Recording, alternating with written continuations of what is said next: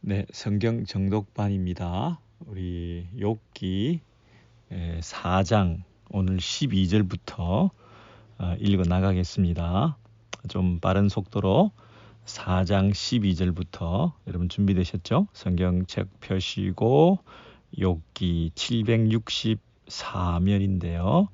욥기 4장 지난주 1절부터 대만 사람 엘리바스가 대답하여 이르되 4장 1절부터 이 얘기가 시작되었습니다. 욥의 세 친구 중에 연장자라고 말할 수 있는 엘리바스가 욥에 대해서 답답한 나머지 이제 욥을 일깨우기 위해서 자기 의견을 개진하고 있습니다. 욥의 세 친구 이름이 뭐였습니까?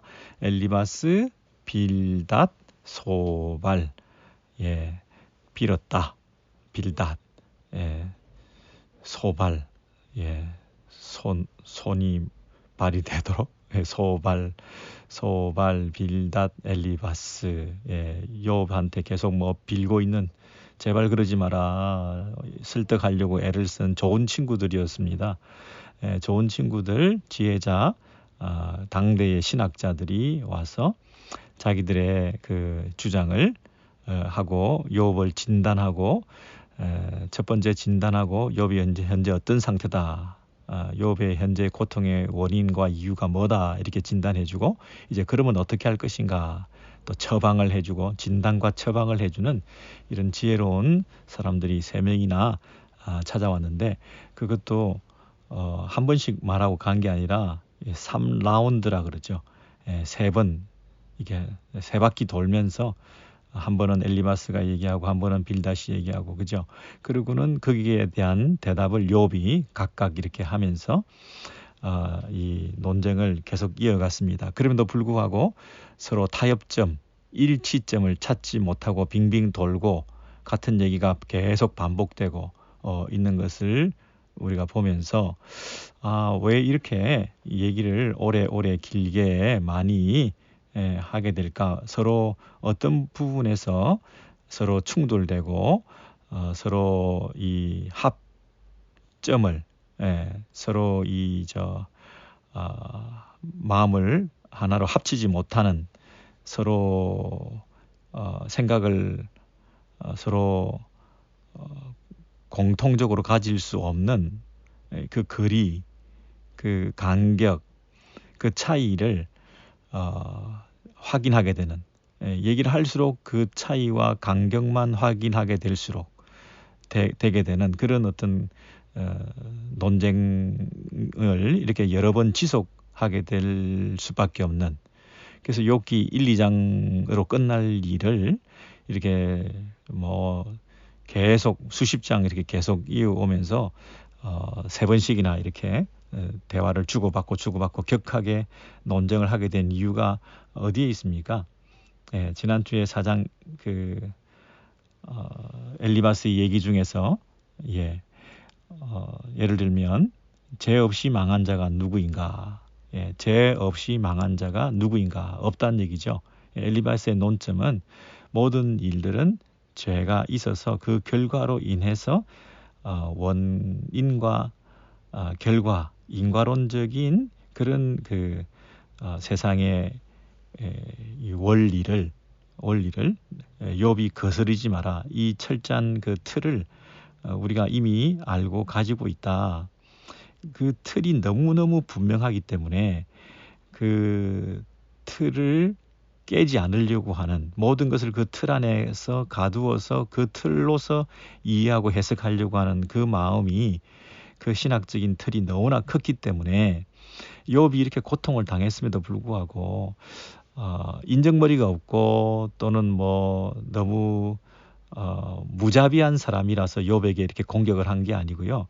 욥을 위로하러 왔다는 얘기는 그런 자비의 마음도 있고 또 공감하는 능력도 있고 욥에 대해서 측은한 마음도 있고 애통하기도 하고 그런 면이 분명히 있죠. 그런 마음도 분명히 가졌는데 왜 이 욥을 인정할 수 없었느냐 하면, 너무나 이 욥의 그 고통도 고통이지만 이 틀을 깰 수 없는 그 고통, 예, 이 틀을 너무 견고하게 가지고 있다 보니 그 틀 안에서 해결되지 않을 때 욥을 향해서 공격적이 될 수밖에 없는 이런 부분이 이 지혜자들 가운데 있었다는 거예요. 예, 죄 없이 망한 자가 누구인가? 예, 모든 결과는 원인이 있기 때문이다. 그러므로 욥이 겉으로 드러나는 범죄를 하지 않았다 하더라도 은밀한 또는 자기도 모르게 부지불식간에 이런 죄와 실수와 약한 부분들의 결과로 이러한 일들이 욥에게 고통과 저주의 이런 모습이 있게 된 것이지 그냥 이유 없이 이럴 리가 없다고 하는 그 틀이 너무나 견고하니 욥의 입장에서는 답답한 노릇이죠. 왜냐하면 욥도 같은 틀을 가진 것은 마찬가지라고 제가 그랬잖아요. 욥도 하나님 앞에서 경건하고 거룩하게 신실하게 그렇게 살았을 때 복을 받았잖아요. 물질의 복, 건강의 복, 자녀의 복을 받았지 않습니까? 그래서 이 복은 하나님으로부터 온 복이다. 이 복은 자신의 경건의 결과에 의해서 이렇게 하나님께서 주신 축복이다. 이런 분명한 확신을 욥도 가졌더랬거든요. 그런데 욥은 경건하게 살지 못했을 때 벌을 받고 저주를 받았다고 한다면 자기의 이 고통이 이유가 있으니까 이해가 됐을 거 아니겠습니까? 근데 자기는 그런 일도 없이 까닭 없이 이유 없이 이 애매한 고난을 받고 있을 때에 이것이 어디로부터 왔는가? 그것에 대한 이 의문이 너무나 커서 이 틀 안에서 분명히 축복을 받든지 저주를 받든지 그렇게 결과되었다고 한다면 자기가 원인 제공자였다고 한다면 그 축복과 저주에 대해서 얼마든지 감내하고 받아들일 수 있고 또 친구들이 하는 그 말에 대해서 인정하고 서로 합의점을 찾는 거죠. 맞아, 너희들 맞아. 내가 이러한 약점이 있고 이러한 죄를 지었고 이러한 은밀한 이러한 나도 모르게 지은 그런 부분이 분명히 있기 때문에 있을 수 있으므로 내가 하나님 앞에서 이 부분을 회개하고 인정해 드림으로 이 하나님과의 관계를 회복하는 이런 방법으로 금방 해결을 보고 말았을 거라고요. 근데 이것이 지리하게 몇 번 반복되고 있는 것은 서로의 그 입장차가 너무나 확실해서 그 주장을 굽힐 수가 없는 거예요. 욥은 나는 그 틀을 인정한다. 아니 나는 그 틀대로 살아왔다. 잠언적 축복론이죠. 그 인과론적 원칙이죠. 심은 대로 뿌린 대로 거둔다고 하는 그 원칙이죠. 그 원칙대로 자기는 살아왔고 그러한 복을 누렸고 그럼에도 불구하고 현재 당한 내 고통에 대해서는 이유를 모르겠다. 나는 하나님 앞에 잘못한 것이 없다. 나는 죄를 짓지 않았다. 하는 직접적인 이런 고통의 원인이 될 만한 것은 내가 가지지 못했다라고 하는 주장을 계속하는 것이고 저쪽에서는 욥의 그 고통에 대해서 분명히 원인이 있다. 이렇게 서로 그 간격을 좁히지 않고 계속 주장하고 있는 중이죠. 근데 이런 그 날카로운 대조가 계속될 때 엘리바스가 택한 이 충고의 그 근거로 뭘 가지고 나오느냐 하면 오늘 본문 말씀을 보시겠습니다. 12절입니다. 12절 어떤 말씀이 내게 가만히 이르고 12절이죠. 어떤 말씀이 내게 가만히 이르고 무슨 말씀이 내게 가만히 임하고 그 가는 소리가 그 가느다라한 소리가 내 귀에 들렸었나니 그랬습니다. 그 위에 엘리바스가 했던 말 원인이 있으니까 결과가 있는 거야. 죄 없이 망한 자가 어디 있냐. 다 죄를 지었으니까 이런 고통이 있는 거지 라고 하는 얘기를 계속할 때 그 주장의 근거로서 그 주장을 강화시키기 위해서 12절부터 이렇게 얘기하는 거예요. 어떤 말씀이 내게 가만히 이르르고 어떤 말씀이 내게 이르렀다는 거예요. 이게 신적인 기원을 가지는 계시적 말씀이다 이런 뜻입니다.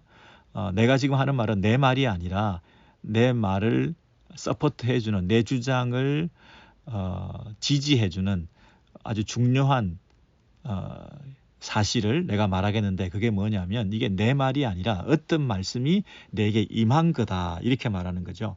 무슨 말씀이 내게 가만히 임하고 그 가느다란 소리가 내 귀에 들렸었나니, 사람이 잠이 들었을 때쯤 내가 그 밤에 본 환상으로 말미암아 생각이 번거로울 때에 밤에 어떤 이상을 보게 되고, 생각이 번거롭다는 얘기는 여러 가지 이 생각이 많아질 뿐 아니라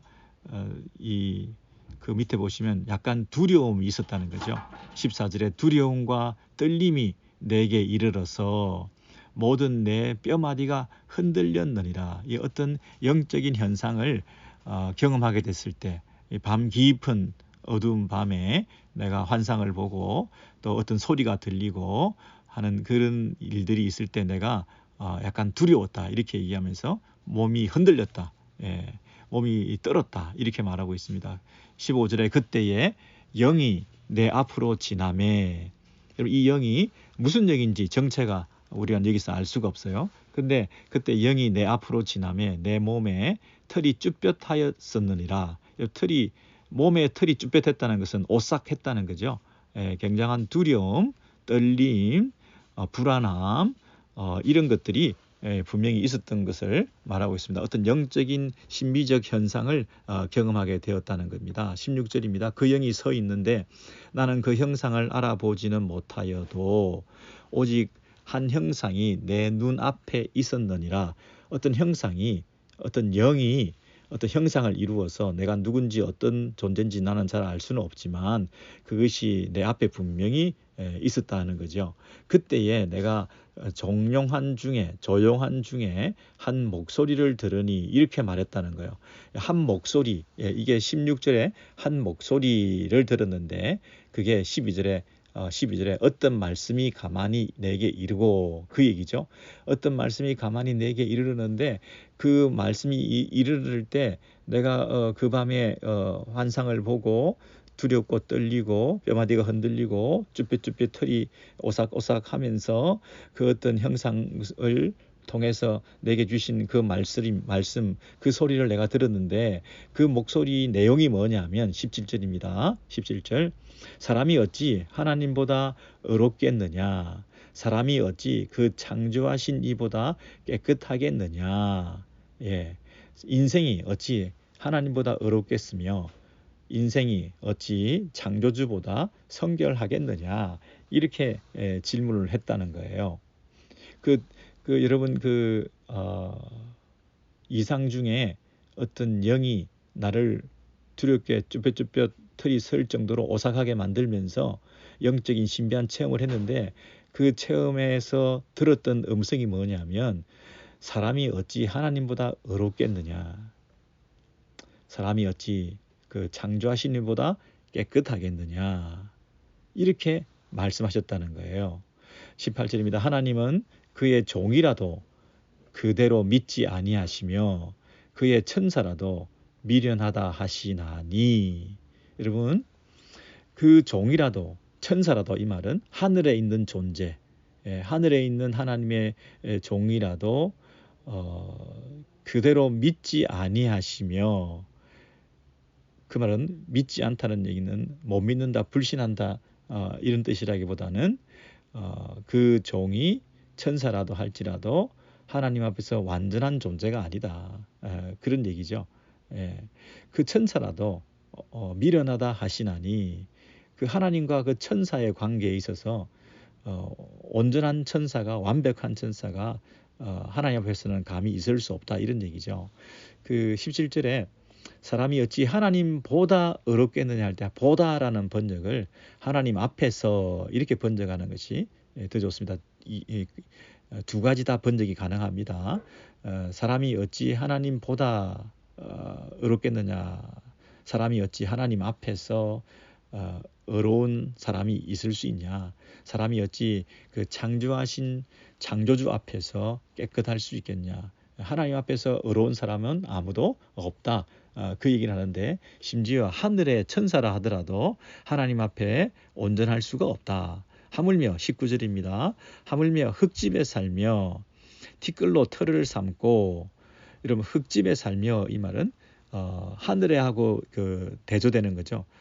하늘에 있는 천사라 할지라도 하물며 땅에 있는 인생들, 이 어떻게 하나님 앞에서 의롭다 할 수 있겠냐, 하나님 앞에서 온전하다 할 수 있겠냐, 뭔가 흠이 있고 약점이 있고 실수가 있게 마련이지 않냐, 그렇게 말하는 거죠. 흙집에 이 말은 이 땅에서의 집을 짓고 살고 이런 뜻도 있지만 우리 몸 자체가 흙집이라 말할 수 있습니다. 우리가 흙으로 만들어진 우리 몸이 흙집이죠. 우리가 흙집에 살고 있고 티끌로 털을 삼고 이 땅에 이 티끌, 먼지, 흙을 기초로 삼아 우리가 세워진 이런 몸이잖아요. 그만큼 부스러지기 쉽다는 거예요. 흙의 특성이 뭡니까? 부스러지기 쉽다, 녹아지기 쉽다, 영구하지 못하다, 깨어지기 쉽다. 그 질그릇의 특징이 뭡니까? 던지면 파쇄될 수밖에 없는 것이다. 네, 그런 면에서 하루살이 같다는 얘기입니다. 하루살이 앞에서라도 하루살이보다도 못한 존재다. 하루살이 앞에서라도 무너질 자이겠느냐. 하루살이가 얼마나 약합니까, 여러분? 하루살이를 손으로 누르면 으스러져서 죽게 되고 마는데, 그 하루살이 앞에서라도 더 쉽게 무너질 자인 것처럼 보이는 게 이 흙집에 살고 있는 우리 인생들이라는 거예요. 인생이 아무리 탁월하고 뛰어난 존재인 것 같아도 사실 하나님 앞에서 너무나 보잘것없는 연약한 존재인 것을 이렇게 하루살이에 비교했는데, 여러분, 하루살이는 그래도 하루를 살잖아요. 하루살이는 그래도 하루 동안은 충분히 살 수 있는 존재인데, 이 인생은 어떤 존재냐면 20절입니다. 아침과 저녁 사이에 부스러져. 아침에 힘을 내 가지고 아침에 열심히 하루를 살아보겠다고 나왔는데 저녁이 되기 전에 그 사이에도 부스러질 수가 있는 게 인생이다, 이런 뜻이죠. 아침과 저녁 사이에 부스러져 가루가 되며, 아침에 하루를 힘있게 시작했지만 하루도 보장받지 못하고 저녁 되기 전에 부스러져 가루가 되기도 한다는 거죠. 이렇게 해석할 수도 있습니다. 아침에는 힘을 내어서 하루를 살았지만 에너지가 방전이 되고 다 무너지고 다 녹아지고 다 흘러내려서 이 완전 초죽음이 되어서 저녁 되기 전에 쉬지 않고서는, 눕지 않고서는 그냥 이 정상적인 컨디션을 유지할 수 없는 그런 어그러지고 부서지고 무너지고 가루가 되고 crushed, 이 눌러지고 완전히 땅바닥에 주저앉게 되고 하는 그런 이 존재로 가루가 될 수밖에 없는 이런 존재가 되어서 그렇게 하루를 제대로 살아내지도 못하고 금방 세상을 떠나게 되고, 그냥 세상을 떠나서 사라지는 것이 아니라 영원히 사라지고, 영원히 사라지고, 그리고 기억하는 자가 없으리라 그랬습니다. 영원히 망하고 생각하는 자가 없으리라. 누가 그 사람을 생각해 주는 존재가 아무도 없다는 것입니다. 여러분, 이 사람이 죽는 것은 너무나 흔한 일이 돼서 뉴스거리도 되지 않는다. 사람이 잊혀지는 것만큼 더 잘 잊혀지는 것이 없다. 죽은 사람을 오래오래 기억하는 사람들이 참 없다 하는 것입니다. 가장 쉽게 잊혀지는 것이 돌아가신 분이고, 돌아가신 분을 기억하는 것이 사실 제일 어려운 일이다. 오죽 기억하지 않으면 1년에 한 번이라도 기억하려고 기일을 만들고 세상 사람들이 제사를 드리고, 평소에 얼마나 기억 못하면 1년에 한 번이라도 기억하자고 이 추도 예배를 드리고 우리가 그럴 수밖에 없는 것이 우리 인생인 거죠. 그 하루를 잠시 기억하고 돌아가신 분을 추억하면서 마치 우리는 오래 그 사람에 대해서 기억하는 것 같지만 사람이 죽는다는 것은 너무나 흔한 일이고 뉴스거리도 안 되고 늘상 일어나는 일이고 그리고 금방 마치 나도 따라가서 죽을 것인 양 그 죽음을 슬퍼하다가도 세월이 지나면 금방 잊혀지는 것이고 이것이 인생이다. 이것이 세상의 이치다. 이렇게 인생의 덧없음에 대해서 말하고 있습니다. 근데 더 시각적으로 인생이 폭삭 주저앉는 이 모습을 21절에 보면 장막줄이 그들에게서 뽑히지 아니하겠느냐. 예, 우리 존재는 이 천막을 무너뜨리는 것처럼 쉽게 그것만큼이나 쉽게 무너진다는 거죠. 예, 천막을 고정한 끈을 탁 풀기만 하면 풀썩 주저앉는 그 텐트처럼 팽팽하게 줄을 당겨놨다가 조금만 느슨하게 돼서 줄이 풀리면 천막 자체가 폭삭 깔아앉게 되는 것처럼 그렇게 무너지는 것이 인생이다. 장막줄이 그들에게서 뽑히지 아니하겠느냐. 뽑힌다는 거죠.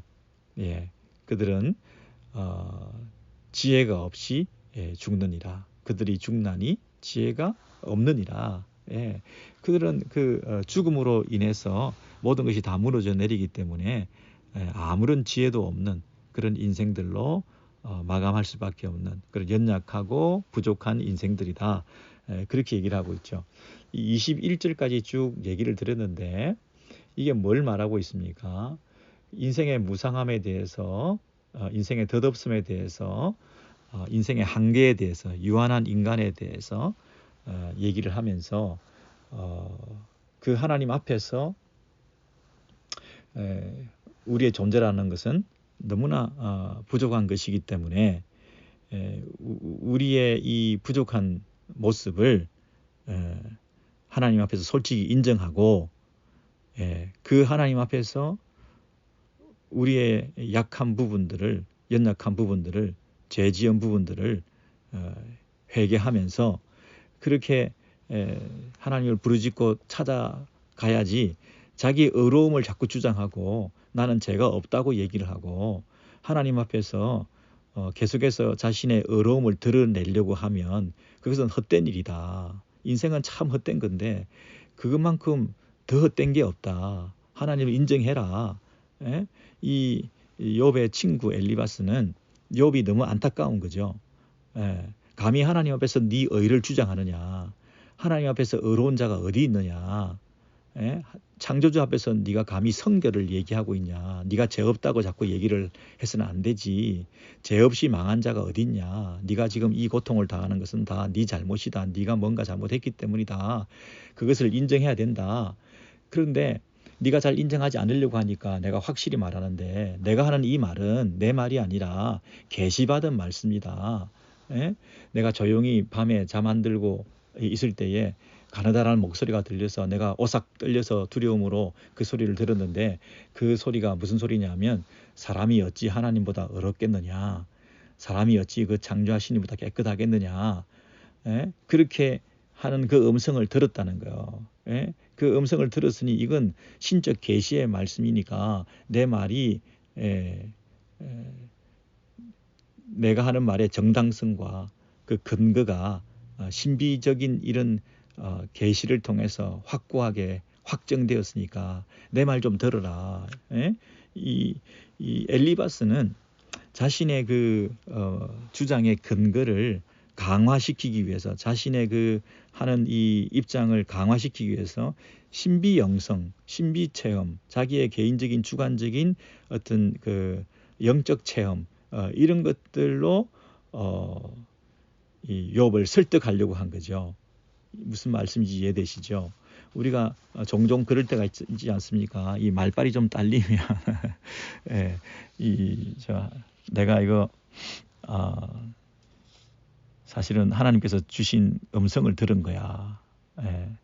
내가 하나님을 봤어. 하나님 음성을 들었어. 하나님께서 특별히 나에게 주신 말씀이야. 이거는 그냥 성경에서 읽은 것도 아니고 책에서 읽은 것도 아니고 내가 생각한 것도 아니고 이 신학교에서 배운 것도 아니고 내가 기도하면서 체험을 통해서 하나님께서 나에게 알려주신 특별한 말씀이야. 이렇게 우리가 주장할 때가 있습니다. 초자연적인 어떤 상황에서 일어난 현상이기 때문에 그때 받은 말씀이 더 권위 있다라고 주장하고 싶은 거죠. 근데 좀 의심스러운 것은 금방 읽었던 그 두렵고 오싹하고 떨리고 또 털이 쭈뼛할 정도로 곤두서고 했던 그것이 마치 밤의 악몽처럼 나를 괴롭힌 가운데서 이렇게 들었던 말씀인데 마치 공포 영화 같잖아요. 과연 이 성령의 역사로 인해서 우리의 평안과 기쁨 속에 두렵고 떨리는 가운데에서도 어떤 희열이 있고 감격이 있고 하나님께서 주시는 메시지라는 확신 가운데 받았던 그런 그 분위기보다는 조금 그 영이 다른 것 같은 이런 느낌도 좀 받아요. 그래서 이 엘리바스가 체험한 이 일들에 대해서 우리가 부정적으로만 볼 필요는 없겠지만 이 영적 체험들로 인해서 그 주장을 강화시키려고 하는 이런 시도를 사실은 우리가 인정할 수가 없어요. 왜냐하면 말씀은 그 말씀 자체로 충분히 능력이 있기 때문에 이것을 내가 개인적인 신비한 영적 체험을 통해서 받은 말씀이라고 해서 더 권위를 가진다. 더 상위 개념이다. 이렇게 말을 해서는 안 되거든요. 그리고 이 영적인 체험과 이 어떤 영이 내 앞에서 나에게 하신 음성으로 들려주셨다고 할 때 그 영이 과연 하나님의 영으로서 이 계시의 신적 계시라고 하는 것이 그 하나님의 어떤 계시의 말씀인가에 대해서는 좀 분별이 필요한 거죠.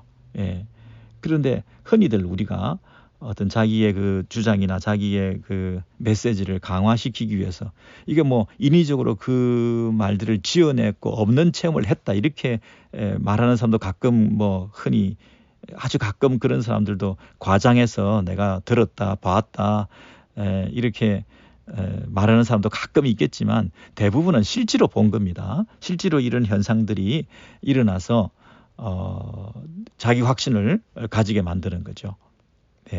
내가 꿈에서 봤다, 내가 음성을 들었다, 내가 목소리를 들었다, 아니 이거 분명히 하나님께서 주신 것이다. 이렇게 대부분은 체험을 하게 됩니다. 모든 이단들과 모든 교주들은 다 어떤 신비한 체험을 가지고 그 어떤 계시를 받은 것들을 경전으로 기록하고 그것들을 자기 그 종교, 자기 이단적인 그 가르침의 토대로 삼고 있습니다. 그래서 이 엘리바스가 뭐 이단이다, 뭐 사입이다 이런 얘기를 떠나서 조심해야 될 것은 뭐냐면 자기 주장을 강화시키기 위한 영적 체험을 근거로 삼는 이런 방식으로 상대를 설득하려고 하는 이런 태도는 엘리바스의 경우로 볼 때 틀린 거잖아요. 지금 욥의 어떤 그 문제를 진단하고 처방하는 데 있어서 욥이 그 엘리바스가 잘못 짚은 거잖아요. 욥은 죄가 없잖아요. 욥이 이런 고통을 받아야 되는 직접적인 잘못이 욥은 자기가 짓지 않았다고 하는 욥의 주장이 맞잖아요. 그런데 이 엘리바스는 그게 틀렸다라고 주장하면서 자기의 이 입장을 강화시키기 위해서 이런 체험적인 것들을 서포트하고 있는 이런 모습들이 엘리바스를 긍정적으로 볼 수 없는 거죠. 틀린 얘기를 틀린 방법으로 하고 있기 때문에 이것이 정통의 옳은 그런 그 상담이나 설득이나 메시지나 목회의 방법이다 이렇게 말할 수 없는 거잖아요. 엘리바스식의 목회를 우리가 긍정할 수 없는 거잖아요. 그렇잖아요. 그러니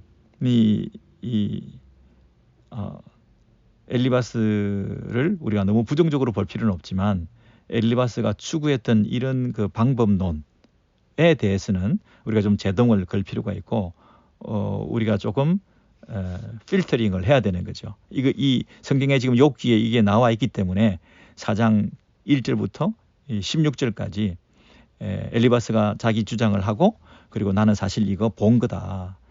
내가 이 하는 말씀은 어떤 영적인 체험을 근거로 해서 내가 너에게 하는 말이니 이건 더 확실한 거다라고 하는 이런 방법론에 대해서는 우리가 그것을 동의할 수가 없는 거죠. 그것을 우리도 모범 삼아 따라할 수가 없는 거죠. 이런 방식의 상담이나 설득이나 메시지나 또 이 목회나 사역이나 선교나 이런 부분을 우리가 따라할 필요는 없는 거다 이런 얘기죠. 그렇죠?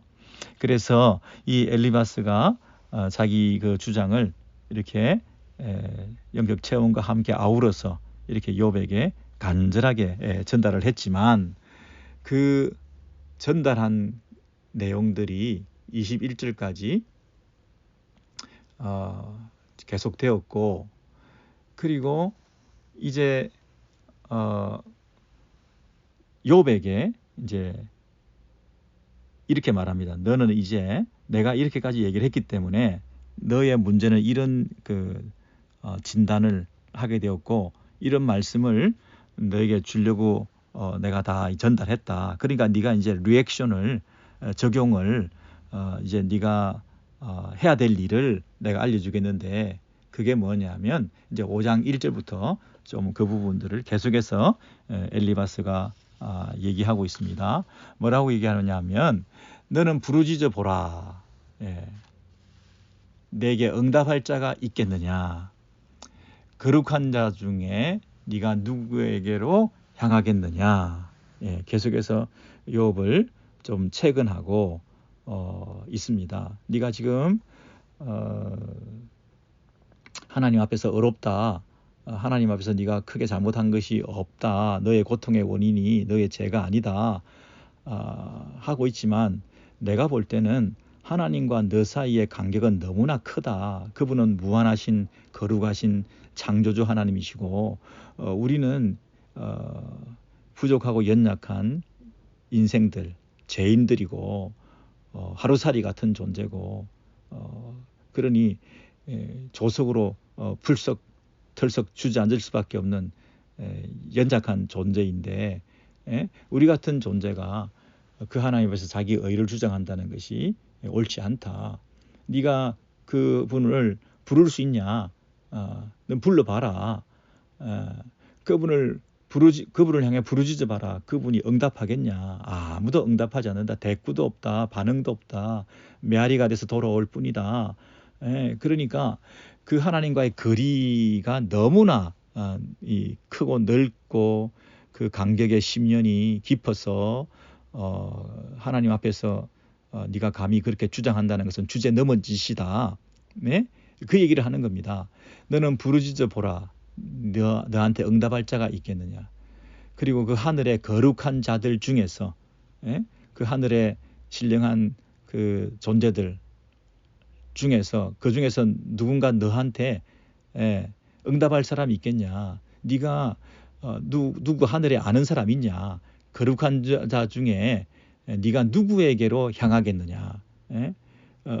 그 부르짖는다 하더라도 도대체 그 하늘의 그 존재들 중에 누구를 향해서 네가 부르짖을 수 있겠냐.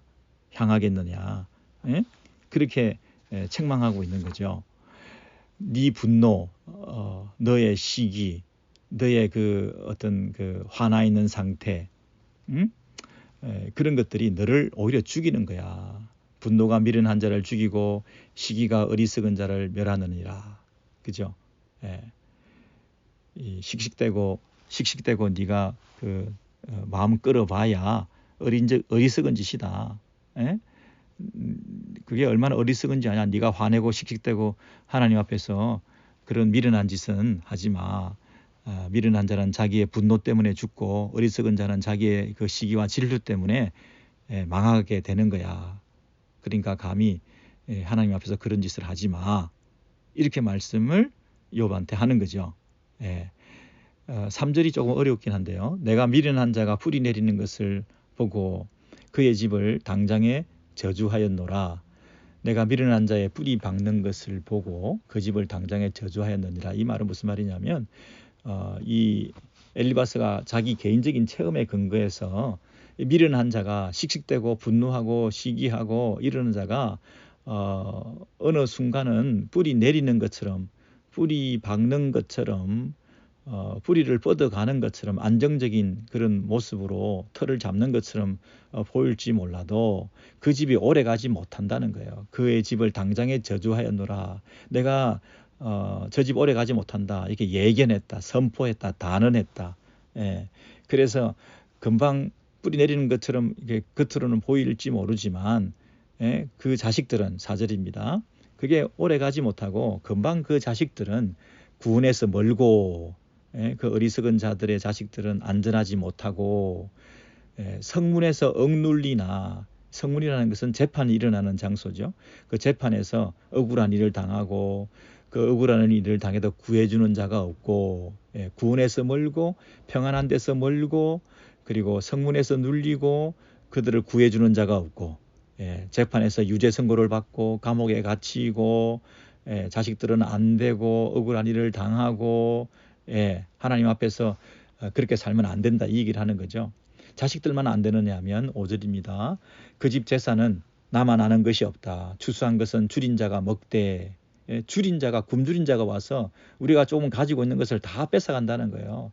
덫에 걸린 것도 빼앗으며, 예, 우리의 거두어 들인 것 다 빼앗기고, 또 이 심지어 남김없이 덫에 걸린 것도 빼앗아간다. 예, 그 남김없이 다 먹어치운다.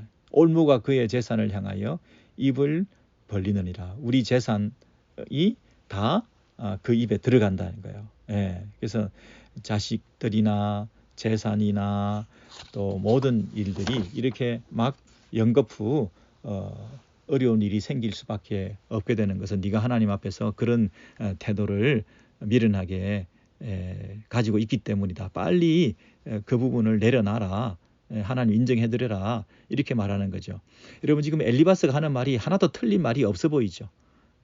엘리바스가 거룩하신, 무한하신 하나님 앞에서 인간이 티끌 같은 보잘것없는 존재가 빨리 납작 엎드리지 않고 너의 어려움을 주장하는 것은 헛된 일이다. 그렇게 하나님 앞에서 미련한 짓을 하다가는 자식도 잃고 재산도 다 잃고 그 꼴을 내가 많이 봤다. 이러면서 계속 책망을 하는 거예요. 그러면서 6절에서 이렇게 얘기합니다. 재난은 티끌에서 일어나는 것이 아니며 고생은 흙에서 나는 것이 아니니라. 이게 무슨 말일까요? 티끌과 흙은 뭘 말하는 건가요? 티끌과 흙은 그냥 자연 상태, 그냥 아무것도 없는 땅에서 갑자기 솟아나는 것이 아니다. 흙에서 나는 것이 아니라 영어 표현을 보시면 spring out, 밑에서부터 솟구치는 것, 갑자기 밑에서부터 생겨난 것이 아니다. 아무 이유 없이 그냥 땅에서, 자연에서 저절로 솟구치는 게 아니다. 뭐냐면 재난과 고생이라고 하는 것은 7절입니다. 사람은 고생을 위하여 났으니, 이 번역이 좀 애매한데요. 불꽃이 위로 날아가는 것 같으니라. 불꽃이 위로 날아가는 것 같다는 얘기는 불이 있을 때 불티가 위로 날아가는 거죠. 그러니까 이유가 있으니까 결과가 있는 거죠. 불꽃이 위로 날아가는 것은 불이 없다면 불꽃이 위로 날아가지 않습니다. 근데 그 위에 6절은 흙에서 티끌에서 재난과 고생이 일어나는 것이다 하는 것은 원인 없이 저절로 갑자기 재난과 고생이 생기는 것 같이 보이지만 그것이 아니라, 6절 재난과 고생이 그냥 솟구치는 이유 없이 생기는 것이 아니라, 재난과 고생이라고 하는 것은 이유가 있다. 마치 이유가 있는 것이 뭐가 같았냐면 불티가 위로 날아오르는 것 같이, 불꽃이 위로 날아오르는 것 같이 고생하게 되는 인생의 재난을 만나게 되는 것은 이유가 있기 때문에 난 것이다, 이런 말이죠. 사람은 고생을 위하여 났으니, 이 말은 조금 어역이 됐는데 이유 없이 고생하는 사람이 없다, 이런 말이에요. 이유 없이 인생이 고생하는 것이 아니라 이유 없이 재난을 당하는 것이 아니라 이유가 있다. 불꽃이 위로 날아오르는 것처럼, 불이 있기 때문에 불꽃이 튀어오르는 것처럼 인간이 스스로 재난을 빚어내는 것이 아니다. 재난은 사람이 스스로 재난은 사람이 자기가 빚어내는 거예요. 사람은 재난과 고생을 위해서 났다. 사람 자기가 이 고생을 만드는 거다는 거예요. 이 사람 자기가 이 재난의 이유가 된다는 것이에요. 그러니까 이유 없는 고난을 사람이 당하지 않는다. 같은 얘기를 여러분 계속하고 있습니다. 네. 그러면서 이제 드디어 이제 8절부터 더 구체적으로 이 엘리바스가 욥에게 이제 실천을 해봐라. 이제 내가 한 말을 쭉 들었으면 네가 적용을 좀 해봐라. 내가 한 말을 너도 귀담아 듣고 네가 이제 반응할 때가 됐다. 네가 끝까지 고집을 하는데 나 같으면 그렇게 하지 않겠다. 그게 8절입니다. 나라면 나 같으면 하나님을 찾겠고 하나님께 구하고 내 일을 하나님께 의탁하리라. 하나님은 헤아릴 수 없이 큰 일을 행하시며 기이한 일을 셀 수 없이 행하시나니. 여러분 9절입니다. 하나님은 크고 청량할 수 없는 일을 행하시고 기이한 일을 셀 수 없이 행하시는 분 아니냐. 그 기이한 일, 헤아릴 수 없는, 청량할 수 없는 그 엄청난 일은 어떤 일이냐면 10절입니다. 비를 땅에서 내리시고 물을 밭에 보내시며, 그죠? 그리고 11절, 낮은 자를 높이 드시고 애곡하는 자를 일으키사 구원에 이르게 하시느니라. 제가 기이한 일은 구원과 관련 있는 단어라고 제가 늘 말씀드리죠. 9절에 기이한 일을 행하시는 그 하나님께서는 우리를 구원에 이르게 하신다. 낮은 자를 높이 드시고 애곡하는 자를 일으키사 구원에 이르게 하시느니라 그랬습니다. 그러니까 빨리 너도 하나님께 자신을 의탁하고 하나님을 찾고 그래서 하나님께서 너를 위해서 기이한 일을 행하실 수 있도록 하나님이 비를 땅에 내리시고 물을 밭에 보내시고 낮은 자를 높이 드시고 애국하는 자를 일으키사 구원에 이르게 하시는 이 구원에 너도 혜택을 입어라. 이 하나님의 구원에 너도 동참해라. 하나님은 우리가 생각하는 것하고 다르게 일하신다. 그렇게 말하는 거죠. 여러분 여기까지 틀린 게 없어 보이죠. 다 맞는 말을 하고 있죠. 그렇지만 맞는 말이지만 욥의 경우에 해당되지 않는다 이런 뜻입니다. 욥의 상황에 위로가 되지 않는 말이다. 우리는 맞는 말을 하면서 상처를 덧나게 할 수가 있어요. 우리가 틀리지 않은 말을 상대방에게 해주면서 그것이 상대방에게 위로가 안 되는 오히려 상처를 덧나게 하는 그런 말이 될 수가 있어요. 여러분 부분적인 진리를 가지고 절대적인 진리를 논할 수가 없어요. 이 진리의 파편을 가지고 일부 진리를 가지고 마치 모든 걸 다 설명할 수 있을 것이냐 대들면 안 된다는 거죠. 책 한 권 읽고 모든 문제를 다 해결할 수 있는 것처럼 착각해서는 안 된다는 거죠. 가장 무서운 사람이 책 한 권 읽은 사람이다라는 얘기가 있지 않습니까? 책 한 권 읽은 건 참 잘한 일인데 그 부분적인 진리만 가진 채로 모든 문제를 다 해결해 낼 수 있다 생각해서는 안 된다는 거죠. 내가 가진 이 지식을 가지고 모든 사람을 똑같이 위로할 수 있다. 내가 가진 이 진리, 말씀, 깨달은 은혜 이런 것들이 개인적인 체험 이런 것들이 모든 사람들에게 다 적용될 수 있다. 욥의 경우에도 적용되고 또 다른 사람에게도 적용될 수 있는 이 제너럴라이즈 시킬 수 있는 일반화 시킬 수 있는 진리라고 착각을 해서는 안 된다는 거죠. 정말 조심스럽습니다. 벽돌이 있는데 벽돌이 제대로 만든 겁니다. 한 개가. 또 새로운 벽돌도 정품입니다. 제대로 만든 겁니다. 벽돌들은 다 정품이고 제대로 만든 겁니다. 근데 그 벽돌들을 가지고 집을 짓는데 그 집을 부실 공사를 할 수가 있어요. 벽돌들은 다 문제가 없는데 그 집 자체는 허물어지는 집이 될 수가 있어요. 잘못 지은 집이 될 수가 있어요.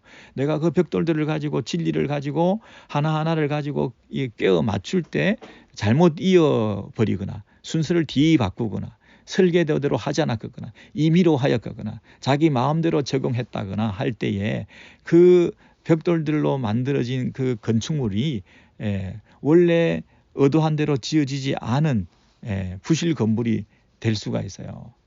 그러니 이 엘리바스는 진리를 가지고 한 절도 지금 틀린 것이 없는 것처럼 다 옳은 얘기를 하고 있는데, 그 옳은 말씀들이 이 하나의 큰 문장과 이 패러그래프를 이루어서 욥에게 전달되었을 때 욥은 그것을 통해서 더 큰 상처를 받고 하나도 위로가 되지 않았을 뿐더러 나중에 하나님께서도 그 엘리바스의 그 주장에 대해서 인정해 주지 않았어요. 잘못된 어프로치다 라고 말씀하셨던 거죠.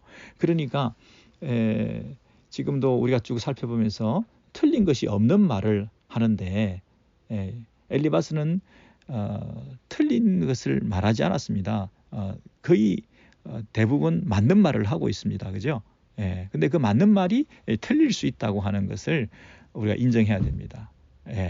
그래서 그 대표적인 게 뭐냐면 그 12절, 13절입니다. 자, 제가 왜 이 말씀 드리냐면 5장 12절과 13절을 보시면 하나님은 교활한 자의 계교를 꺾으사 그들의 손이 성공하지 못하게 하시며 지혜로운 자가 자기의 계략에 빠지게 하시며 간교한 자의 계략을 무너뜨리심으로. 여러분 여기 보시면 하나님은 지금 엘리바스 입장에서는 욥을 염두에 두고 하는 말입니다. 욥이 빨리 자기를 낮추고 하나님을 인정하지 않고 끝까지 자기의 의를 주장하면서 뭔가 자기의 그 지혜, 자기의 어떤 생각 이런 것을 꺾지 않고 하나님 앞에서 뭔가 이해되지 않는 부분에 대해서 절규하고 있는, 빨리 내려놓고 하나님 다 옳다 이렇게 해야 되는데 나 이해가 되지 않습니다. 나는 잘못한 게 없습니다. 이 고통의 원인을 모르겠습니다. 하고 자꾸만 생각을 하고 고집을 부리고 있는 듯한 이런 것을 보면서 엘리바스가 이렇게 얘기하는 거예요. 하나님은 교활한 자의 계교를 꺾으사 그들의 손이 성공하지 못하게 하시며 지혜로운 자가 자기의 계략에 빠지게 하시며 강교한 자의 계략을 무너뜨리심으로. 그랬습니다. 그러니까 너무 영리하게 굴지 말라 이 얘기입니다. 너무 지혜하면서 뭔가 하나님 앞에서 자기의 그 이성적인 활동에 대해서 자신만만해 하지 말라는 거죠. 빨리 무너지는 게 낫다 이렇게 말을 하는 거죠. 여러분, 그런데 이 12절 13절을 사도 바울이 신약에서 인용을 합니다. 인용을. 이게 굉장히 중요한 그 쿼테이션이 되겠습니다. 왜냐하면 욥이 한 말을 하나님이 하신 말씀 중에 인용을 한 게 아니라 욥기에서 엘리바스가 했던 말 중에서 신약 성경에서 인용을 하고 있다는 것이 놀라운 거죠. 그게 어떻게 설명될 수 있겠습니까? 여러분 고린도 전서를 가 보시겠습니다. 고린도 전서 3장에 가서 보시면 고린도 전서 3장입니다.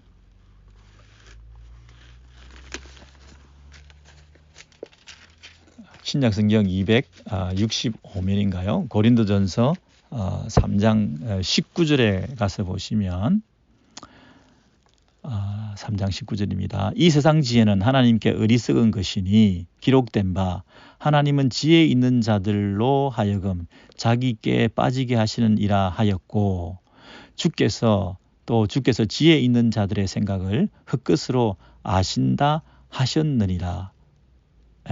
여러분 여기 보면 기록된 바 나오죠. 3장 19절에 이 세상 지혜는 하나님께 어리석은 것이니 기록된 바 하나님은 지혜 있는 자들로 하여금 자기께 빠지게 하시느니라 하였고, 그 기록된 바가 어디에 기록되어 있나요? 욥기 5장 13절이죠. 욥기 5장 13절에 다른 사람이 아닌 엘리바스가 하는 말 가운데 하나님은 교활한 자의 계교를 꺾으시고 성공하지 못하게 하시고 지혜로운 자가 자기의 계략에 빠지게 하시며 강교한 자의 계략을 무너뜨리시느니라. 지혜 있는 자들로 하여금 자기께 빠지게 하시며 그랬잖아요. 요 13절을 그대로 인용하셨지 않습니까? 그죠? 그러니까 이 사도 바울이 인용한 것이 잘한 거예요? 잘못한 거예요? 고린도전서의 그 맥락에서 고린도서 3장에서 사도 바울이 말하고자 하는 자기의 그 흐름에 그 구약을 인용하시면서 이 하나님께서 하신 말씀을 고린도서 3장 19절에서 얘기하심으로써 성경에도 이렇게 기록된 내용이 있는데 성경에 기록된 것처럼 지금 지혜로운 사람들을 하나님께서 오히려 자기께 빠지게 하시고 세상 지혜가 하나님 앞에서 어리석은 것이다 하는 이 말씀을 주장을 하고 있잖아요. 그러니까 그 엘리바스가 사용한 벽돌 한 개, 그 벽돌 한 개를 가지고 온 거죠. 엘리바스의 그 전체 건물을 가지고 온 게 아니라, 그러니까 엘리바스가 틀린 말을 한 게 아니라는 거예요. 엘리바스가 그 단어 하나, 문장 하나, 그리고 한 절 속에 진리가 묻어 있었던 것이고 그것은 충분히 인용할 가치가 있고 하나님 앞에서도 틀리지 않은 말씀이라는 거예요. 그죠? 근데 그럼에도 불구하고 그 엘리바스가 그 벽돌 하나하나를 이어 붙여서 자기의 주장을 하고 있는 그 전체의 건물로서의 그 자기의 그 전체 신학적인 그 프레임은 그 틀이라고 하는 것은 욥의 경우에 지금 맞지 않다는 거예요. 욥이 당한 그 현실에 있어서 그 욥을 진단하고 처방하고 하는 데 있어서 그 엘리바스의 전체 그 자기의 그림은 틀린 그림을 들이밀었다는 거죠. 그런 면에서는 엘리바스가 잘못한 것이다. 그러나 엘리바스가 하는 그 말 한마디 한마디 중에는 새겨 들을 말도 있고 또 심지어 사도 바울이 인용했을 정도로 하나님의 말씀으로 받아들일 필요가 있는 것이죠. 그래서 이 사도 바울이 다른 성경도 아니라 욥기에서 성경 구절을 인용했다는 얘기는 성경 66권 안에 서로 통일성을 이루는 한 권의 책이라고 하는 성령님께서 저자로서 이 성경을 66권으로 완성했다고 할 때 그 내적 통일성이라는 게 있는 거죠. 그래서 이 사도 바울이 인용한 그 욥기가 성경의 그 66권 중에 한 자리를 충분히 차지할 수 있는 근거가 되기도 한다는 것입니다. 이제 그 얘기를 지금 드린 거죠. 그래서 다시 그 욥기 5장 14절로 돌아오시면 5장 14절입니다. 그렇게 하나님께서는 자기 계략에 빠지는 그 지혜에 스스로 지혜롭다고 하는 스스로 영리하게 그렇게 자꾸만 하나님 앞에서 구는 자들을 자기께 빠지게 하신다. 너도 조심해라. 이렇게 말씀하시고 나서 14절에 이렇게 말합니다. 그들은 낮에도 어둠을 만나고 대낮에도 더듬기를 밤과 같이 하느니라. 그런 스스로 지혜롭다고 하는 자들은 스스로 모든 것이 분명하다, 확실하다 이렇게 생각을 하는 때, 그러니까 낮에도 그리고 대낮에도 낮에도 대낮에도 그러니까 너무나 확실한 거죠. 너무나 밝은 거죠. 너무나 분명한 거죠. 이렇게 모든 걸 자기가 알 수 있다. 이게 낮이기 때문에 모든 걸 볼 수 있다. 스스로 지혜롭다. 이렇게 생각하지만 그들이 낮에도 어둠을 만나고 대낮에도 더듬기를 밤과 같이 한다는 얘기는 그들이 아는 게 아무것도 없다 이런 뜻이죠. 그들이 무슨 일이 지금 일어나고 있는지 전혀 모른다. 왜냐하면 낮에도 어둠 속을 걷고 있기 때문이다. 대낮에도 밤과 같이 더듬고 있기 때문이다. 그 얘기를 자기 꾀에 속고 있다는 거예요. 네가 영리한 척 하지 마라. 네가 영리한 거 그거 영리한 거 아니다. 네가 이 세상의 이치를 다 아는 것처럼 끝까지 그렇게 고집하지 마라. 그렇게 말하고 있는 거죠. 그런데 그런 스스로 지혜롭다고 하는 자들은 그렇게 더듬어가고 어둠 속을 헤매고 다니고 있지만 그와 반대로 겸손한 자들은 15절입니다. 하나님은 그 가난한 자를 강한 자의 칼과 그 입에서 또한 그들의 손에서 구출하여 주시나니 그랬죠. 이 가난한 자는 구약에서 가난한 자는 경제적인 가난을 말할 뿐만 아니라 더 겸손한 자, 하나님 앞에서 마음이 가난한 자를 말하고 있죠. 그래서 하나님은 마음이 가난한 자를, 하나님은 하나님 앞에서 자신을 낮추고 하나님을 더 철저히 의지하는 자를, 가난하기 때문에 의지할 수밖에 없는 거죠.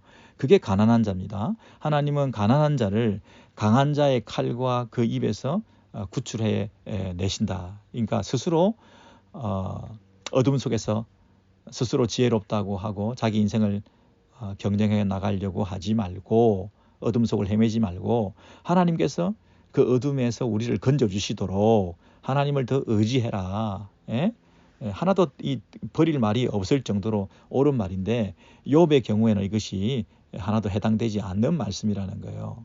자, 16절입니다. 그러므로 가난한 자가 희망이 있고 그리고 악행이 스스로 입을 다무느니라. 그래서 우리 인생이 연약하고 무한하신 하나님 앞에서 참 유한한 인생이지만, 하루살이 같은 인생이지만, 그래도 하나님을 의지할 때에 이 가난한 자가 소망이 있다. 예? 그리고 악한 불의가, 악한 자들이 스스로 입을 막고 소멸되고 우리의 구원과 우리의 그 하나님 인도하심에 대해서 우리 확실히 보장받을 수가 있다. 이런 말씀을 하시고 16절까지 이렇게 말을 하고 있는 거죠. 자, 조금 더 덧붙여서 17절을 잠깐 볼까요? 17절을 보시면 볼지어다 그랬습니다. 볼지어다, 하나님께 징계받는 자에게는 복이 있나니 그런즉 너는 전능자의 징계를 업신여기지 말지니라. 하나님은 아프게 하시다가 싸매시며 상하게 하시다가 그의 손으로 고치시나니 6가지 환난에서 너를 구원하시며 7가지 환난이라도 그 재앙이 내게 미치지 않게 하시며 6가지 7가지 이 말은 온갖 종류의 모든 환난이라도 그 말이죠. 하나님께서 우리를 건져내시고 그 환난 가운데 멸망하지 않게 하시고, 그 환난의 내용 중에 기근, 전쟁, 혀의 채찍, 저주, 멸망, 그 20절 계속 나오죠. 그 가운데서도 구원해 내시고 건져내시고 우리를 숨기시고 우리가 두려워하지 않을 수 있고, 너는 멸망과 기근을 비웃으며 22절 들짐승도 두려워하지 않고 들에 있는 돌이 너와 언약을 맺겠고 들짐승이 너와 화목하게 살 것이니라.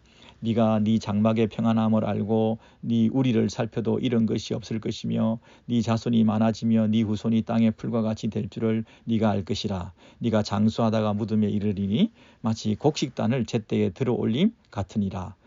여러분, 볼지어다 27절 결론이죠. 볼지어다 우리가 연구한 바가 이와 같으니 너는 들어보라. 그러면 네가 알리라. 볼지어다 우리가 쭉 살펴봤는데 세상 이치가 이런 거다. 그러니 이 내 말을 꼭 듣고 우리가 그랬습니다. 너나 나나 지식을 가지고 지혜롭다고 하고 또 이 땅에서 살아가는 우리 모두들이 살아갈 수 있는 방법은 이 하나님 앞에서 우리의 겸손한 태도를 가지고 하나님을 의지하는 거, 이것이 살 길이다. 26절에 보면 장수하다가 무덤에 이르리니 마치 곡식단을 제때에 들어올린 같으니라. 여러분, 곡식단을 기한이 차서 곡식단을 물어 익은 그 곡식단을 때가 되어서 들어올려서 추수하게 되는 것처럼 우리가 오랫동안 때가 차서 장수하다가 건강하게 잘 지내다가 그리고 때가 되면 이제 죽게 되는 이런 세상이 있지. 내가 건강하고 장수하고 또 내 수한을 다하고 끝까지 잘 익어서 마지막까지 곡식단을 추수하는 것처럼 내 인생이 갑자기 급작스럽게 죽거나 망하거나 이러지 않고 25절 자손도 많아지고 땅도 차지하고 이러면서 24절에 내 집안에 평안함이 있고 우리를 살펴도 이런 것이 없고 가축들도 재산들도 이렇게 있어서 그 위에 있는 여러 가지 6가지 환난, 7가지 환난, 기근, 전쟁, 이런 소송, 혀의 채찍, 이런 거짓 송사, 이런 것들로부터 다 비웃고 우리는 그렇게 행복하게 잘 살아갈 수 있다. 이런 환난을 면할 수 있다. 근데 그것은 어떤 일로 가능하냐면 17절에 아까 다시 보시죠. 하나님께 징계받아도 그 징계받은 자가 복이 있다. 그 복의 내용들이 그 밑에 있는 거예요. 그래서 아프다가도 싸매시고 18절에 상하게 하시다가도 그의 손으로 고치신다. 그래서 결국 내가 환난을 당하고 6가지, 7가지 환난이 있다 하더라도 그것이 하나님의 징계로서 우리를 다 잘되게 하시려고 우리에게 그런 어려움을 주셨지만 아프다가도 싸매 주시고 상하게 하시다가도 다시 그분의 손으로 고쳐주시고 결국에는 나를 책임주셔서 나를 온전하게 사람들이 부러워할 만큼 가축이나 재산이나 내 우리 또 내 그 자손, 땅, 또 장수 건강 그리고 이 모든 내 이 삶이 결국에는 해피엔딩으로 다 끝나게 될 것이다. 결국 네가 지금 고통을 당하는 것도 징계받는 건데 징계받는 것은 하나님이 사랑하시는 자에게 주시는 거야. 하나님이 사랑하지 않으면 징계하지 않을 거야. 하나님께서 너를 사랑하시니까 너에게 고통을 주고 문제 가운데 이렇게 극심한 어려운 가운데 있게 되는데 결국에는 이게 네가 복받을 증거란다. 이 일을 통해서 네가 앞으로 잘 될 일을 생각해봐. 너는 걱정할 거 없어. 이제부터는 고생은 끝났고 불행은 끝났고 행복이 시작되는 거야. 이 믿음을 가져. 하나님은 아프다가도 너를 싸매시고 모든 환난을 명쾌하시고 결국에는 네가 오래 살다가 이렇게 때가 되어서 곡식단을 들어 올리는 것처럼 네가 하나님 앞에 들어 올림을 당할 거야. 내가 쭉 살펴보고 연구한 바와 같이 이렇게 될 거니까 너도 그렇게 알아. 이렇게 정리를 하고 끝을 내고 있어요. 여러분 여기 틀린 말이 별로 없어 보이고요. 하나님께서 징계하신다 하는 것은 그냥 벌하시는 것과 심판하셔서 망하게 하게 하시는 것이 아니라 우리로 하여금 징계하심을 통해서 성숙하게 하시고 아들을 삼게 하시고 성화의 길을 걷게 하시고 더 하나님 앞에 나아가게 하시고 그런 그 하나님의 뜻이 있지 않습니까? 그래서 이건 너의 벌이 아니라 징계라는 개념으로 받아들이면 돼. 이렇게 지금 설득하고 있는 거죠. 너는 전능자의 징계를 업신여기지 마라. 하나님이 너를 향해서 뜻이 있으시기 때문에 이런 고통도 주신 거야. 모든 고통에는 뜻이 있잖아. 네가 지금 어려움을 당하는 것 하나님께서 너를 하나님의 아들로 훈련시키는 과정 속에 있으니 너는 정금같이 단련돼서 나오면 돼. 이렇게 지금 위로하고 격려하고 있는 거죠. 근데 여러분 이게 지금 맞아요 틀려요? 이 말이. 이 격려와 위로가 맞아요 틀려요? 틀렸다는 얘기를 지금 제가 계속 하고 있는 거예요. 여러분 지금 오해를 하시면 안 돼요. 이 말이 한편으로는 맞지만 욥의 경우에는 해당되지 않는다. 그러므로 우리가 흔히 사람들에게 하나님 뜻이 있을 거야. 이거는 징계로서 하나님이 사랑하시기 때문에 하시는 징계야. 너를 더욱더 성장하고 너를 더욱더 훈련시키고 단련시키기 위해서 이런 일을 통해서 네가 하나님의 더 큰 축복을 앞으로 받게 될 거야. 이런 면에서 위로받아 확신을 가져. 이제 네가 앞으로 복 받을 일만 남았네. 하나님 다 뜻이 있을 거야. 하나님 무슨 복을 주시려고 또 이렇게 고통을 주시고 하나님께서 어떻게 너를 사랑하는지 또 이렇게 너에게 어려움을 주시고 참 앞으로 기대가 된다. 하나님께서 어떤 복을 더 이렇게 크게 주시려고 또 이렇게 바닥을 때리게 만드시냐.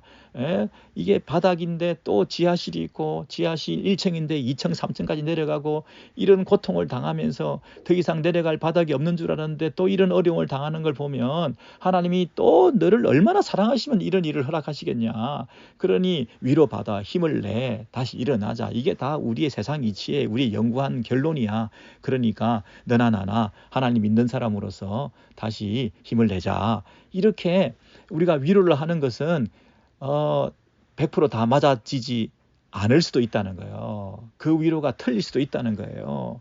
그 논리가 성경적이지 않을 수 있다는 거예요. 욥의 경우에는 해당이 안 된다니까요. 그러니까 섣불리 우리가 가지고 있는 전제와 틀을 가지고 모든 사람에게 다 적용시키려고 대들면 안 된다는 거죠. 그런 면에서 이 욥기는 좀 주의 깊게 우리가 읽고 또 욥이 지금 말하고자 하는 그 의도 그게 뭡니까? 욥은 지금 천상회의를 모릅니다. 왜 이런 고통을 당했는지. 욥은 지금 사탄의 그 장난과 역할에 대해서 알지 못합니다. 그저 이 도식적으로 인과론적으로 자문적으로 이런 그 경외하고 하나님을 순종했을 때 받는 복에 대해서 그 틀에 가두어져 있는 사람들입니다. 엘리바스도 마찬가지고요. 엘리바스는 그 틀이 너무 강하기 때문에 이 틀을 깰 수가 없으니까 욥이 뭔가 잘못했기 때문에 이런 고통을 당하는 것이고, 그리고 하나님께서 어떤 큰 계획을 가지고 너를 책망하신 이유가 있을 거다고 하는 차원에서 너의 잘못을 책망하시고 너가 지은 죄에 대해서 경고하시는 부분에 대해서 네가 인정하라, 이렇게 자꾸 어프로치 해오는 거잖아요. 근데 욥은 하늘의 천상에서 일어난 그 일들을 모르기 때문에 이 하나님의 이 큰 뜻을 모릅니다. 모르죠. 그럼에도 불구하고 욥은 자기가 지은 죄가 없고 이 고통의 이 저주의 직접적인 원인을 제공한 자가 아니라고 생각하기 때문에 그 부분에 대해서 지금 갈등하고 번뇌하고 있는 거잖아요. 그러므로 욥은 끝까지 이 엘리바스의 그 조언을 받아들일 수가 없습니다. 엘리바스의 조언을 받아들일 수가 없어요. 그 조언을 받아들일 수 없는 상태에서 이 문제를 해결할 수 없기 때문에 욥의 고통이 가중되고 있는 거죠. 그냥 욥이 그렇구나, 내가 죄를 지었구나 하고 받아들였으면 이렇게 논쟁이 계속되지 않겠죠. 그냥 욥이 이게 나를 책망하시고 내가 뭐 잘못한 것을 경책하셔서 징계하셔서 다 이게 하나님 사랑이기 때문에 내가 이걸 통해서 더 성숙해질 수 있는 기회가 될 거야, 아멘 하고 그냥 받아들였으면 그냥 넘어갔을 거예요. 근데 욥이 끝까지 버팅기는 것은 오히려 우리에게 위로가 되는 거죠. 인과론적인 결과로 생기지 않는 고난이 있을 수 있고, 우리가 이유를 알 수 없는 고난을 당했을 때 이 고난의 원인을 찾아서 이러한 일 때문에 고난을 당한다, 또는 이것이 이러이러한 죄와 문제 가운데서 나를 돌이키게 하시고 나를 더 성숙하게 하시기 위한 하나님 뜻이 있다, 쉽사리 그 뜻을 찾고 그 하나님의 의도를 발견해야 내 직성이 풀리고 내가 그것이 클리어되어서 내 마음에 평안이 오게 되는 이런 방식의 뭐든지 결과가 있으면 원인이 있을 것이다. 원인이 없는, 이유 없는 어떤 이 현상은 없다, 이런 생각을 우리가 가지고 있기 때문에 자꾸만 이유를 찾으려고 그러고 그 원인을 찾아가지고 그 문제를 해결해 보려고 하는 이런 시도의 신앙생활에 대해서 경종을 올려주시는 거죠. 이 서로 둘 사이의 날카로운 대조를 통해서 어떤 룸이 생기냐 하면, 오히려 우리에게 어떤 위로가 생기느냐 하면, 이유를 모르는 고난을 당했을 때 거기에도 우리가 신앙을 버리지 않고 천상에서 일어난 그 회의의 결과에 대해서 우리는 모르지만 그것을 모르는 답답함 속에서도 쉽사리 하나님을 떠난다든지, 쉽사리 이것은 하나님의 뜻이라고 스스로 단정한다든지, 그냥 대충 하나님 뜻으로 무마시키고 얼머부려가지고 그 하나님 뜻을 오해한다든지, 이런 일 없이 오히려 나는 모르겠다, 이해할 수 없다 하는 차원에서 회의하며 의심하며 절규하면서 보내는 그 신앙생활도 얼마든지 있을 수 있다는 것을 우리에게 가르쳐 주시는 거잖아요. 왜 나에게 이런 일이 일어났습니까? 모르겠어요. 나는 천상에서 일어난 일을 나는 몰라. 나는 사람들은 다 무슨 원인이 있을 거라고 자꾸만 얘기를 하고 그것이 정죄가 되고 또 내 안에 죄책감이 생기고 또 스스로 자기를 채근하면서 억지로 그것을 만들어내어서 어떤 그 도식을 만들어내어서 그 이유를 찾아내 가지고 그 이유 때문에 이렇게 했을 거라고 해서 내 마음이 그래도 해결이 된 것 같은 그 거짓 평안으로 내가 억지로 그렇게 연결지어서 위로를 삼으려고 서로 하지 말고, 이해가 안 되면 안 되는 대로 얼마든지 하나님 앞에 부르짖으며 그 어려운 신앙의 터널과 동굴을 지나치면서도 얼마든지 그 기간이 신앙생활의 한 부분으로 자리 잡을 수 있다는 것이죠. 뭐든지 정리가 되고 클리어가 되어야 그것이 신앙생활이고 그것이 하나님의 뜻이고 그래야 내 마음에 기쁨이 찾아오고 예배가 되고 하는 것이 아니라, 하나도 해결이 안 된 상태에서 암흑 가운데에서도 안개가 자욱한 그 가운데서도 여전히 나는 예배가 되고 하나님을 인정해드리고 하나님을 원망하지 않고 사나 죽으나 내가 주의 것이로소이다라는 고백을 하면서 내게 주신 분도 하나님이시고 내게서 치해 가신 분도 하나님이시고 내게 복을 주셨으면 나에게 재앙도 주실 수 있는 분이 하나님이시라고 하는 것까지 내가 인정해드리는, 궁극적으로 하나님으로부터 오지 않은 것이 없기 때문에 현재 내가 닥쳐있는 이것들이 내 죄 때문에 내 문제 때문에 하나님께서 즉각적인 심판으로 보상으로 결과로 축복하시고 벌하시고 한 것이 아니라 하나님의 더 깊은 무슨 뜻이 있어가지고 이렇게 했을 거라고는 답을 금방 내가 찾지 말고, 그런 뜻도 없어. 이 욥의 경우에는 처음에 천상회에서 욥을 더 성숙하게 해야 되겠다 이런 의도로 시작한 이 일련의 시리즈가 아니잖아요. 이런 그 욥에게 당한 고난의 그 일련의 과정들이 욥을 더 성화시켜야 되겠다는 차원에서 시작한 게 아니잖아요. 이유도 없어요.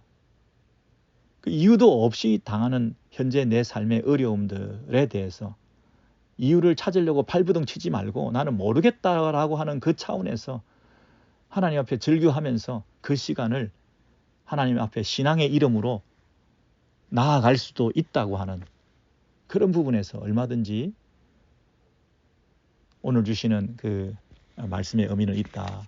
엘리바스가 한 말들을 다 하나님 말씀으로 우리에게 적용하고 다 받아들이고 아멘 해도 될 만하지만 그것을 깡그리 무시하고 다 틀렸다라고 제가 지금 얘기를 하는 이유는 그 신랄 같은 그 틈새를 만들기 위해서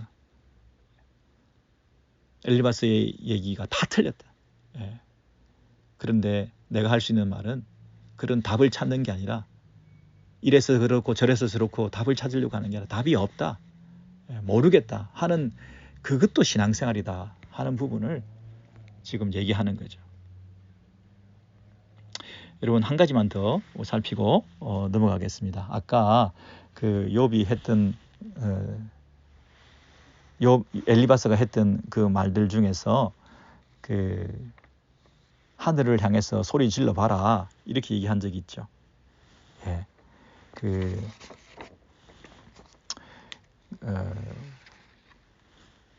5장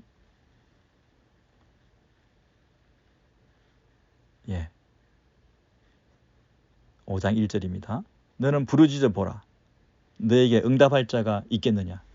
거룩한 자들 중에서 네가 누구에게 그 하늘의 그 어떤 아는 누구에게 네가 향하겠느냐? 그러니까 무한하신 하나님과 유한한 우리 인생들 사이에 그 불러도 응답할 자가 없다. 그 간격이 너무나 크다. 접촉점이 없다. 그 얘기를 지금 엘리바스는 했잖아요. 그만큼 우리는 연약하고 부족한 자들이고 하나님은 크시고 거룩하시고 의로우신 분인데 그 앞에서 감히 네가 자신의 의를 죄 없음을 자꾸 주장하는 그런 짓은 하지 말아야 된다라고 얘기를 했잖아요. 근데 나중에 결국에는 여러분 욥기 마지막으로 우리 9장을 찾아가 보시면 욥기 9장 31절 이하에 쭉 보시면요. 욥기 9장 31절에 9장 31절입니다.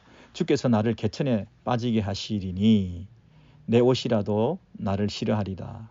하나님은 나처럼 사람이 아니신즉 내가 그에게 대답할 수 없으며 함께 들어가 재판을 할 수도 없고, 하나님과 나 사이의 그 거리가 너무나 큰데 하나님 나를 이렇게 멀리 버려두신 것 같아서 내가 하나님 앞에 나아갈 수가 없는 그 거리감이 여전히 느껴지잖아요. 그러면서 우리 사이에 손을 얹을 판결자도 없구나. 이게 무슨 말입니까? 우리 사이, 하나님과 우리 사이에 손을 얹을 판결자도 없구나.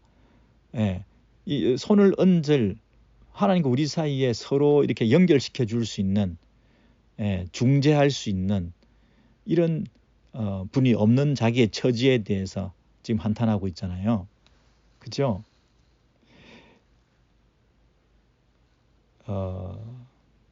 16장에 가서 보시겠습니다. 마지막입니다. 욥기 16장 16절 이하에 가서 보시면, 욥기 16장 16절 이하에 보시면 내 얼굴은 16장 16절 내 얼굴은 울음으로 붉었고 내 눈꺼풀에는 죽음의 그늘이 있구나. 지금 그 욥은 이런 고난을 당해서 이렇게 죽어가고 있는 상태인데 그러나 내 손에는 포악이 없고 나의 기도는 정결하니라. 난 잘못한 게 없다는 거예요. 내가 하나님 앞에 크게 죄 지은 것이 고통의 원인인 이 죄 문제를 나는 이해할 수 없다는 거예요. 그리고 18절에 땅아 내 피를 가리지 말라. 나의 부르짖음이 실자리를 잡지 못하게 하라. 여러분 내 피, 내 부르짖음 이것이 헛되지 말게 해달라는 거죠. 나는 억울하고 나는 하나님 앞에서 정직하게 살려고 했던 그런 부분에서 인정해달라라고 얘기를 하면서 19절입니다. 지금 나의 증인이 하늘에 계시고 나의 중보자가 높은 데 계시니라. 여기 보시면 하나님과 나 사이에 뭐가 있어요? 나의 중보자가 높은 데 계시니라. 나의 증인이 하늘에 계시고 그러니까 아까는 부르짖어도 응답할 대상이 아무도 없다 그랬는데 점점 아까 9장과 또 16장에서 보면 욥이 하나님과 자기 사이에 증인이 있다. 중보자가 계신다. 심판자가 계신다. 나를 변호할 분이 계신다. 중재자가 있다. 하는 얘기를 지금 16장에서는 하고 있어요. 자, 아까 엘리바스는 아무도 없다. 너와 하나님 사이에 연결할 수 있는 불러도 대답이 없다. 응답할 사람이 없다. 이렇게 얘기를 하지만 오늘 그 욥의 얘기를 보면 9장과 16장 이하에 보시면 욥과 하나님 사이에 중재할 자가 있다 하는 것으로 어떤 소망을 가지고 이 본문이 끝나고 있어요. 여러분 지금 뭘 얘기하고자 합니까? 하나님과 우리 사이에 중재자가 없다라고 결론이 날 줄 알았는데 오히려 하나님과 우리 사이에 이런 중보자가 변론할 분이 우리의 증인이 계신다 하는 것이 어떤 면에서는 욥의 가장 중요한 후반부의 결론과 우리의 소망의 근거가 되는 것이죠. 네, 그런 면에서 우리 욥기를 읽어 나가시면 의미가 더 있을 것 같습니다. 우리의 중재자가 있으시다. 우리의 변호사가 욥의 그 억울함을 아무도 하소연해도 들어주지 않았는데 새 친구도 물론이고 그래서 욥이 중재자가 있으면 좋겠다. 하늘에 그분이 계시면 좋겠다. 하늘에 부르짖었을 때 나의 그 억울함을 들어줄 수 있는 분이 계시면 좋겠다. 이렇게 욥이 절규했는데 예수 그리스도 우리의 참된 중보자가 되셔서 우리의 변론자가 되셔서 우리의 증인이 되시고 우리의 삶의 주인이 되셔서 우리 모두를 아시는 그분께서 우리의 죄를 덮어주시고 당신의 의로운 팔로 품어주시고 우리를 영원히 살게 하시는 하나님 품에 우리를 나아갈 수 있는 길을 열어주신 그 중보자 그분의 계심으로 우리에게 소망이 있음을 또 한번 확인해 주신 것이죠.